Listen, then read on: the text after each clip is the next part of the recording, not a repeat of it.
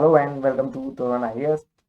Now we'll discuss the Second Kinetic War, which started in 1749, and the cause of that war lies in the struggle for the throne of Nizam Shahi in Hyderabad. Told you, Nizam Shahi was established by Asaf Jah I. He's called one because later many Nizam also called themselves Asaf Jah. That's why he actually named as Asaf Jah I.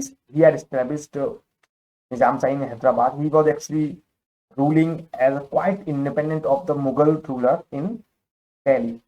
So after his death in 1748, there was a struggle between his son Nasir Jung and his grandson Muzaffar Jung. Actually, he himself had declared that the Muzaffar Jung, his grandson, would become the new Nizam after his death. But his son actually he declared himself Nizam, and he even was successful in getting the throne of the Nizam in Hyderabad.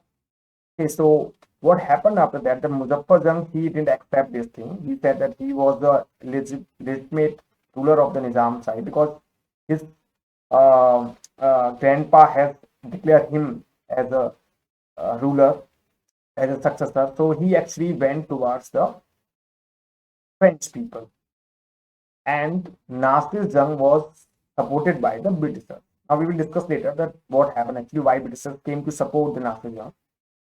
So even after the Treaty of La Chapelle, we discussed in previous video that French Governor General, who the name was a Dupleix, he was not really a person who would accept whatever the command was given from the French. He was acting kind of independent of the command which was given by the French. So he had decided to spread his kingdom.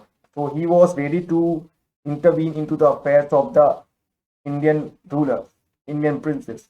So what happened that, as I told you, there was a dispute between Muzaffar Jung and the Nasir Jung, and the Muzaffar Jung had reached out to the French people. Now there's another thing. In Carnatic, there was a Nawab who actually used to work as the deputy of the Nizam in Hyderabad, and the Carnatic region now it was being ruled by the Anwaruddin. Anwaruddin. He was kind of Nizam's officer. And after the death of Nizam, he also felt that that his position will also be taken over by someone who is claiming the position for the Nawab. And yes, there was a person named Chanda Sai who was looking for such opportunity. And incidentally, he was released by the Marathas in the same year. Yeah, another story behind this why he was captured by the Marathas. Okay, so there's a different story behind this, but actually Chanda Sahib was the son-in-law of the earlier dynasty of Nawab in the Carnatic region. Okay, so before Chanda Sahib, his name was actually the Hussain Dost Khan. Okay, and he's the Sasur, I would say his father-in-law was the Dost Ali. Father-in-law was the Dost Ali, and he saw it as an opportunity.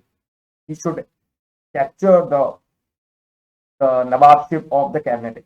So he reached out to the French people. So he also reached out to the French people.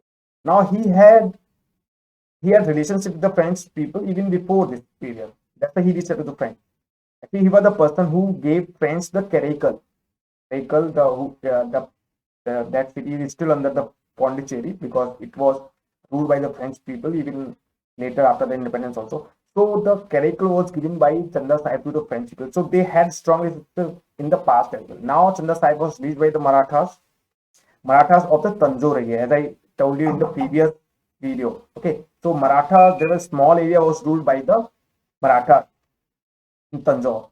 So he was released by them, and he also reached out to the French people. So now there is a joint command now. Now the Nasir, now this Chanda Sahib, Muzaffar Jung, and French are on the one side, and in the war actually Nasir Jung and Muhammad Ali. Actually, he is the son of the Anwaruddin, and they will be supported by the English. Earlier, they were not supported by the English initially in the first battle. I'll tell you later. Okay, so now you might get a little bit confused that the names Nasir Jang, Muzaffar Jang, it's okay. After one or two times when you watch this video, you will keep this into your mind. And who is what? Okay, so Chanda Sahib, Muzaffar Jang. Muzaffar Jang is the grandson of the Nizam. Okay, and French. They are on the one side, and Nasir Jang, who is ruling at the current time in the Hyderabad, who is the Nizam, and the Muhammad Ali. Actually, he is the son. He will come into the picture later. He is the son of the Anwaruddin, who is ruling at the time in 1748 in Arcot, the capital of the Carnatic region. Okay, so this is the situation in 1748. Now, this army of the joint command of these three people, Chanda Sahib, Muzaffar Jang, and the French, they attacked the Anwaruddin and killed Anwaruddin at the Battle of. So this is the first battle of the Carnatic War.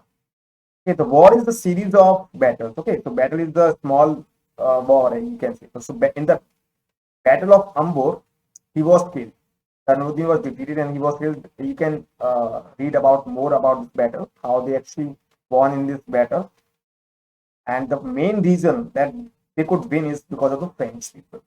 I told you in the previous video that when the French defeated the army of the Nawab, 10,000 strong army of the Nawab was defeated by the just 600 to 700 French people.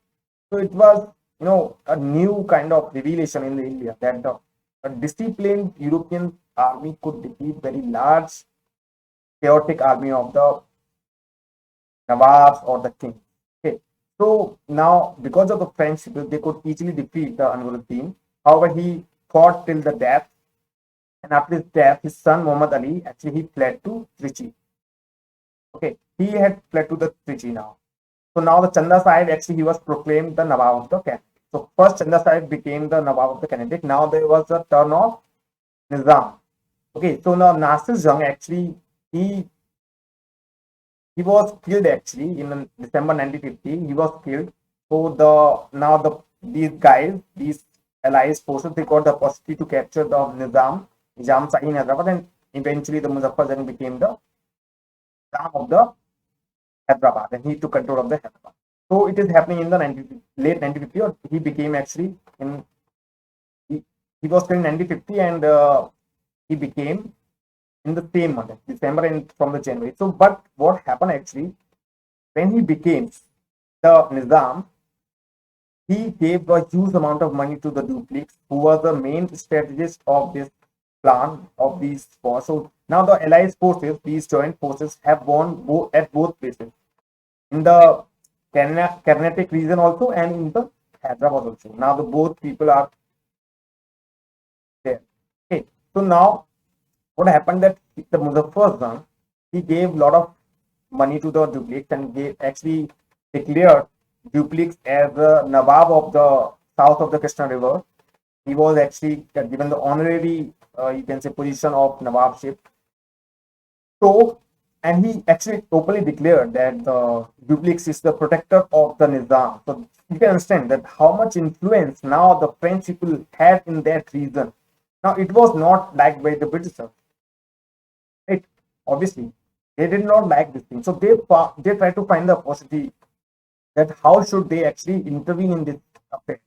And obviously, someone who is left out, they will come to the French, British people. So same thing happened. But before that, Muzaffar Jang was killed by the Afghans, one of their own allies actually. It was killed by the Nawab of Kurnool. He was killed by the Nawab of Kurnool. He had actually he was killed by the what is called is that javelin. Now it is called javelin. Earlier it was called the spear. So he was killed by that. He died at the spot. But just he was there. The French tried to install another son of the Nizam, Salabat Jang. He was the third son of the Asaf Jah. So there were three sons. First son was still at Delhi actually, and the second son was a Nasir Jang who was killed.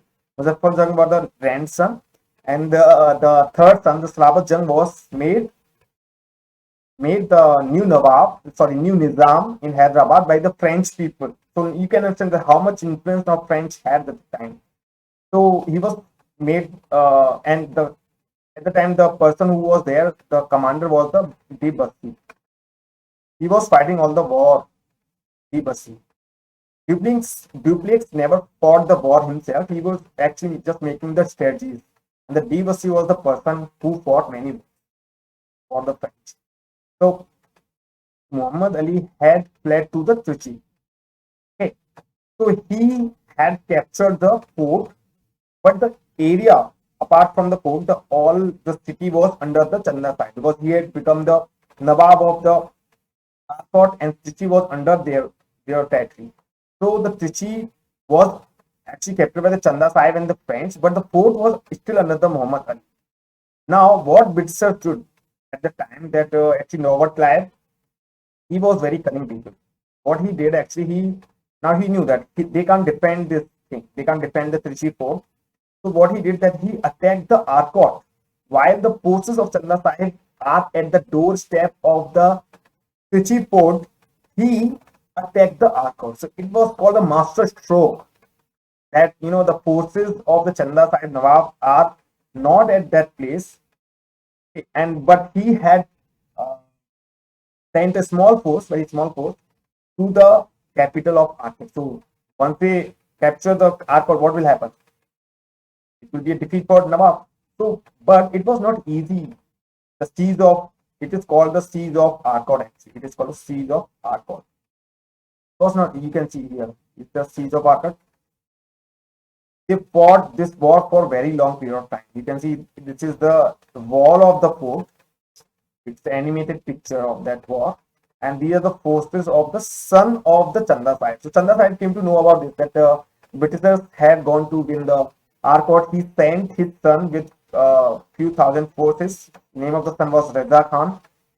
Okay, so the forces of Reza Khan, and you can see that he's there at fort. He's shown here at the fort. Actually, he himself fought in this war. The Clive.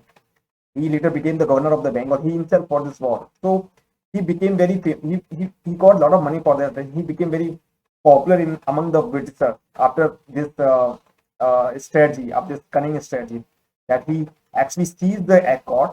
And what happened? They defeated the army of the son of the Chanda Sahib, and the British won this in the siege.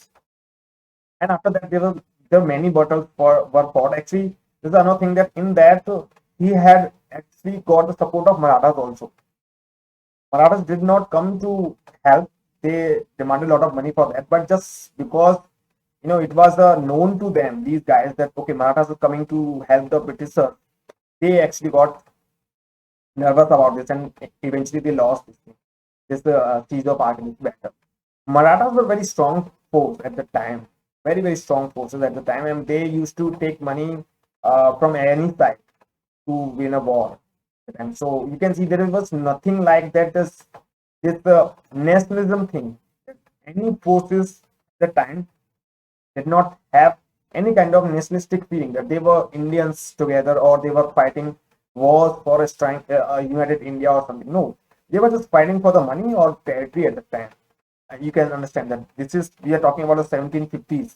So by the time of 1750s, there was nothing like that. They were fighting European forces, which could actually become the ruler of this such a vast empire, the vast Indian territory. So this is the one thing actually you can get from these wars, and the reason we are studying them just to get these things, so that whenever we have to write the answer, we can easily write those kind of arguments while writing the answer. There will never be a question directly on this that you tell us what happened during the Second Carnatic War. But for films, you should know all these things. The names also, the name of this Dibasti also, the name of Asabza and everyone. There might be some question on that. Okay, so and the period, you should have idea of the period, the timeline also, what is happening. But I'm telling the story because it becomes easier to remember all these things. Okay. So after that, the many battles were fought, and Chanda Sahib eventually was killed in one of those battles, and the Muhammad Ali was installed as a Nawab of the Carnatic eventually, and the Dupleix actually he was recalled to France in 1754, and there was a Treaty of Puducherry in 1754, and it was decided that the English and the French they will not interfere in the subcontinental political affairs. So what has happened after this Carnatic War, the second Carnatic War, that now initially the French had influence over such a large territory, the whole Hyderabad, airport area, the Carnatic area, and everything. They had their resident in the Hyderabad. The Dibasti was taking all the shots. He was taking all the decisions. In between, there was a battle between the Salabat Jung and the forces of Marathas also in 1752 and 1753. And there was a battle between the first son of the Asaf first son of Asaf and Salabat Jung.